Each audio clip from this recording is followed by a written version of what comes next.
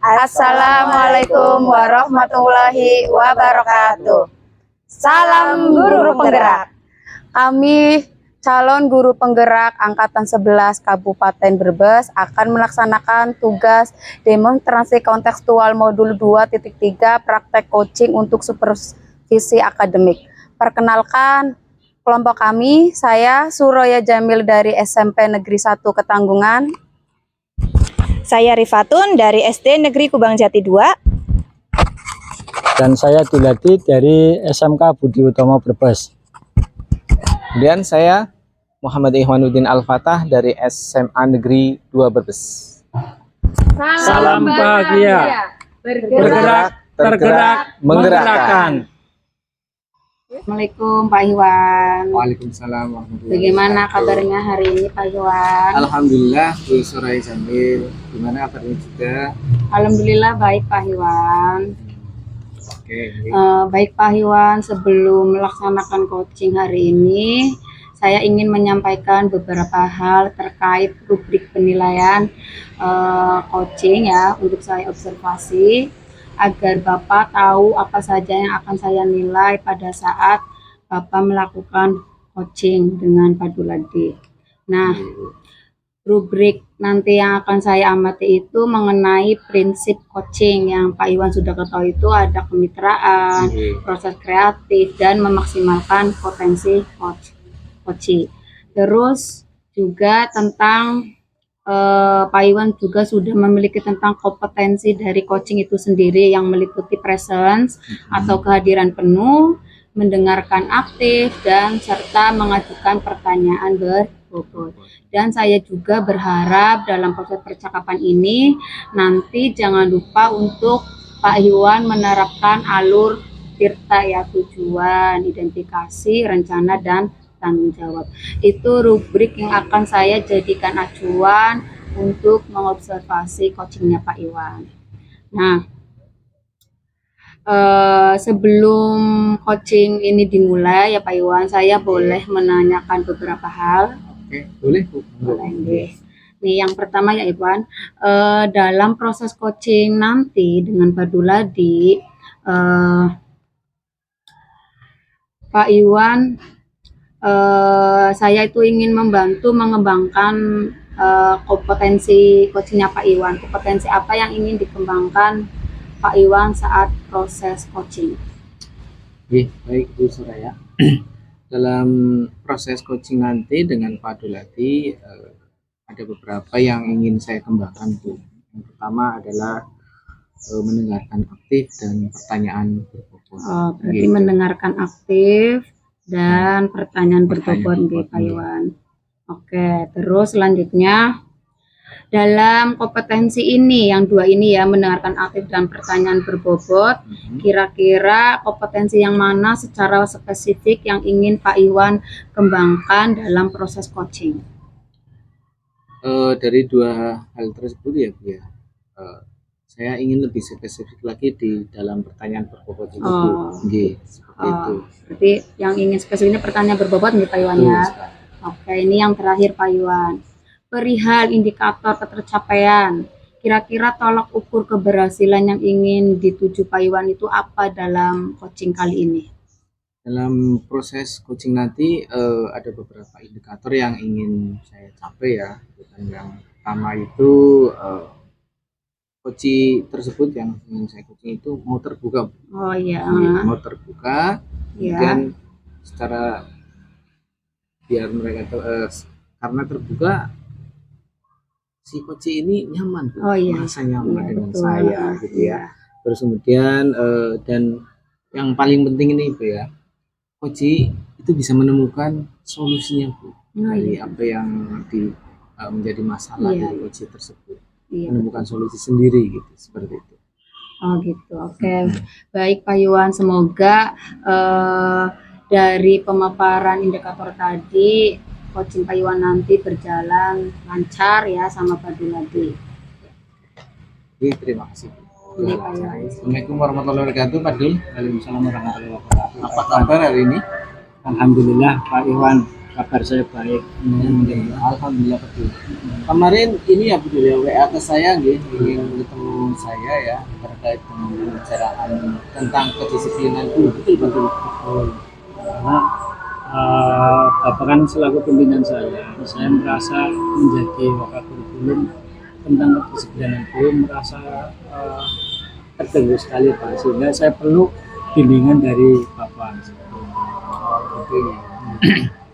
Oke, terkait dengan diskusi hari ini kita akan berdiskusi ya untuk memecahkan permasalahan dari Pak Duladi. Oke. Nah, untuk pemecahan masalah ini saya ini ya dengan metode dirtanggi. Nanti ada pertanyaan-pertanyaan dari saya, Pak Dul bisa menjawab pertanyaan saya ya. Oke, pertama ini Pak Dul, tujuan Pak Dul itu berdiri sini apa? Cuman saya latar belakangnya kan mempunyai 15 guru, tetapi 8 guru itu kurang disiplin. Maka saya mempunyai tujuan setelah saya diskusi kali Pak Iwan, itu guru-guru saya, karena itu di bawah naungan saya itu bisa disiplin Pak. Saya menganggap pembelajaran kita kacau balau gara-gara kedisiplinan guru itu kurang. Seperti itu, gitu ya. Ini Pak Dul, manfaat dari tujuan Pak Dul itu apa sih sebenarnya? Yang jelas manfaat yang pertama, karena disiplin guru itu ada, jam pertama di sekolah kita bisa ditangani dengan baik. Nah, selama ini guru datang terlambat sehingga banyak anak-anak yang terlantar di depan. Seperti itu. Kemudian yang kedua, haknya anak dipenuhi Pak. Gitu ya. Kemudian yang ketiga Pak, tidak menimbulkan kecemburuan guru yang lain. Jadi yang lain datangnya pagi kok guru ini datangnya terlambat, seperti itu Pak. Itu tadi ya. Bagus sekali itu apa sih ya keinginan dari Pak Dul tadi ya.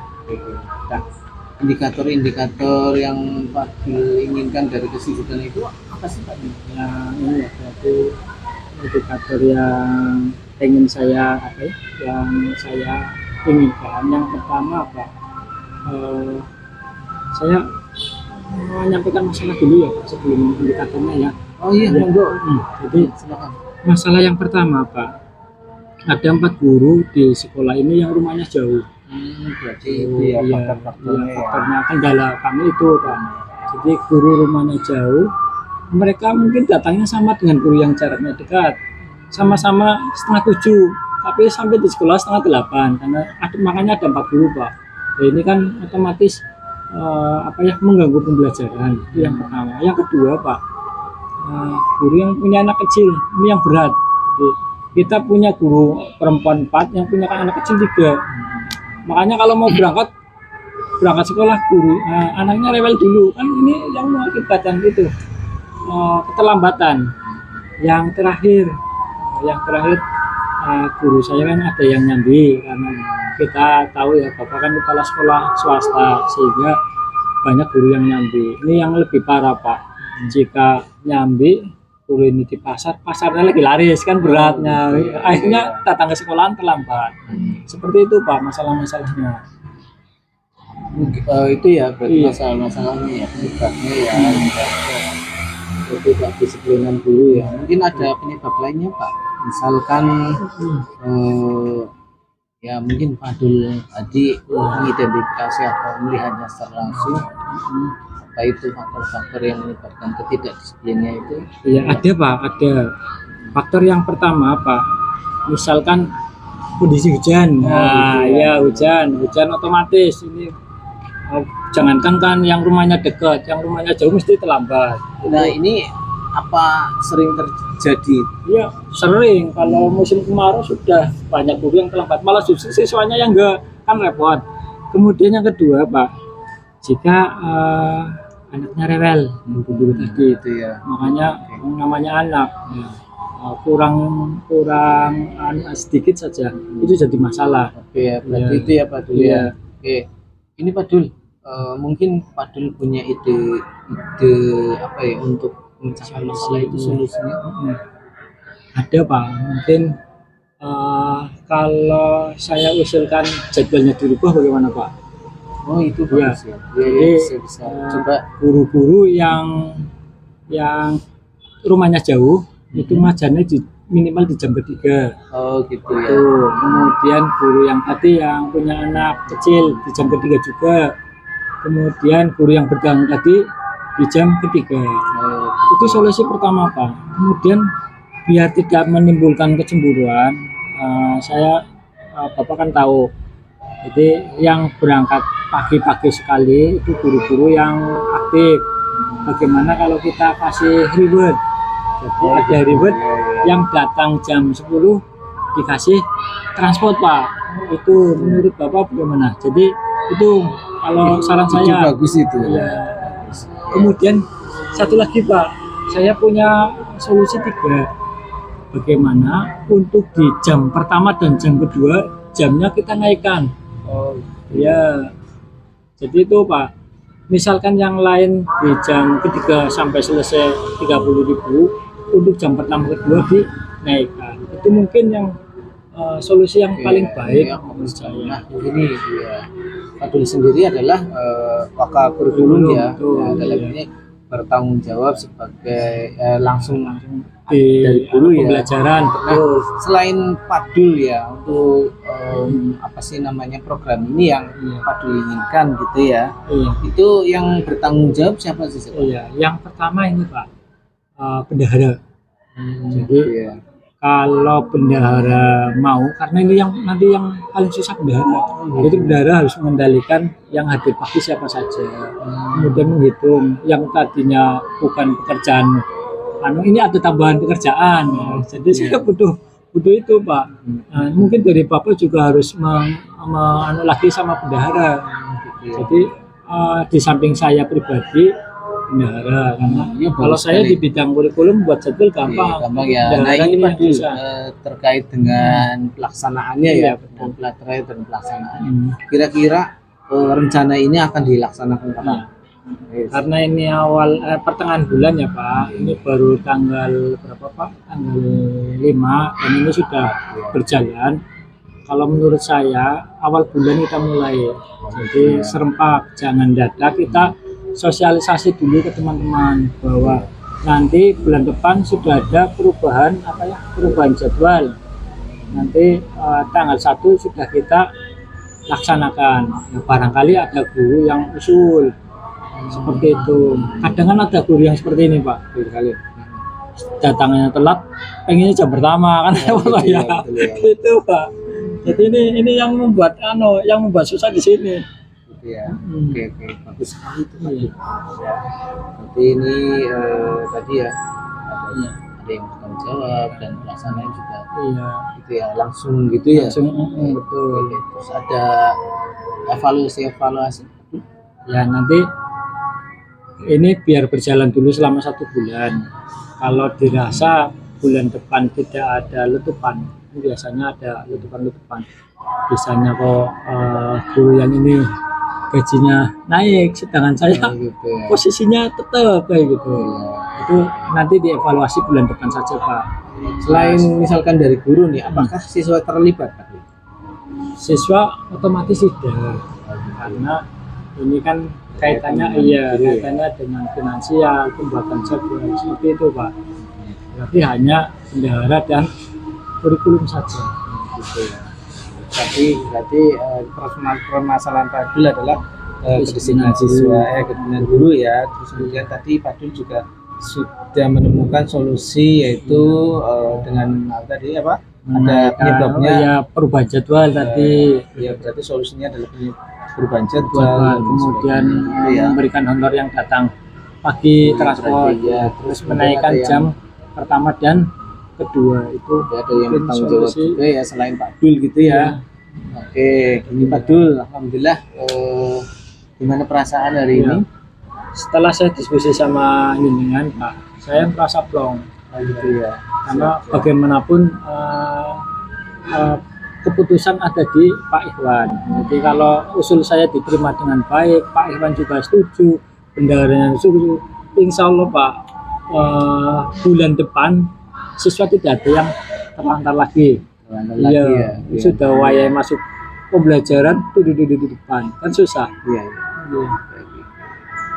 Oke, terima kasih Pak Dul sudah berdiskusi dengan saya. Semoga rencana ini bisa terlaksana dengan baik. Kita tunggu minggu depan ya, gitu kan, terlaksana dengan baik dan tidak menelatkan anak-anak. Sekolah kita juga Bisa dipercaya oleh masyarakat otomatis. Saya punya bawahan panjenengan sebagai motor dari sekolah ini sangat luar biasa. Saya sangat mengapresiasi rencana-rencana panjenengan.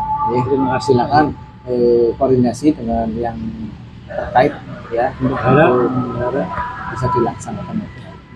Terima kasih. Baik Pak Iwan, tadi saya amati Pak Iwan sudah melaksanakan proses coaching yang sangat baik dan bagus menurut saya ya, yang telah dilakukan Pak Iwan dengan Coach Sipaduladi ini.